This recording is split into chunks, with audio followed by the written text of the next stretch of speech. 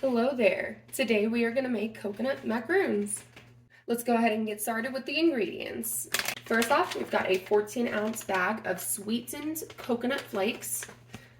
We've got a 14-ounce can of sweetened condensed milk. You'll want to do a teaspoon of some vanilla extract. My specific favorite is this Mexican vanilla blend, super yummy. We have some coarse kosher salt, about a quarter teaspoon. And then I've already cracked them and everything, but you'll want about 2 extra large egg whites, only the egg whites. And that's it. Those are all the ingredients. It's very simple. All right, let's go ahead and get started. First off, here's our coconut flakes. Again, that was a 14-ounce bag. We're gonna go ahead and add that into our bowl. Now that we got our coconut inside of the bowl, we're ready to add our next ingredient. Here comes the fun part. Now we add in the sweetened condensed milk. This one's the messy one. Ooh. This is also, again, a 14-ounce can. All right, now that we have our sweetened condensed milk added, we're gonna go ahead and add in our super yummy vanilla. Again, we're gonna need about a teaspoon.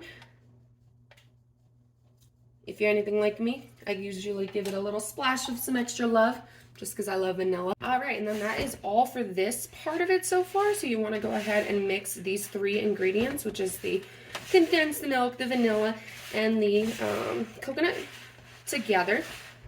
And then after this is all mixed up, you're going to want to go ahead and get started on whipping up your egg whites, kind of making it into a little bit of a meringue.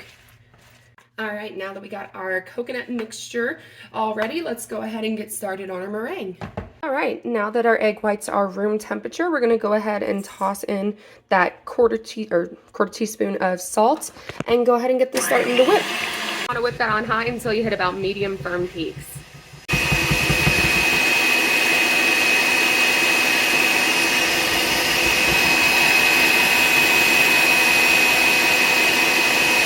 Now that we have our final ingredients together, you want to go ahead and slowly and carefully mix them. I usually do about a quarter of this each time, and then just, fluff it in the best you can.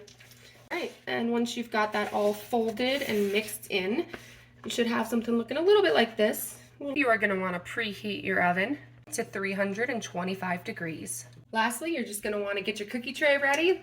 Plop them on here. I typically use a nice little ice cream scoop because when you do them, you do want to have them as round as possible, which I will show you. You don't want them to be very flat. You really want them to be like big piles, fat logs. All right, let's scoop out some cookies. There's a little more space in here and they don't really spread out much, so you can kind of put them pretty close. There's 1 and 2. I know my oven's dirty, don't judge me.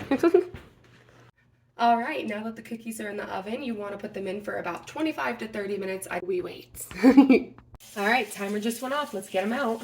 All right, let's get some cookies. Oh my, look at those. Those look delicious. Woo, toasty. They might not look the prettiest.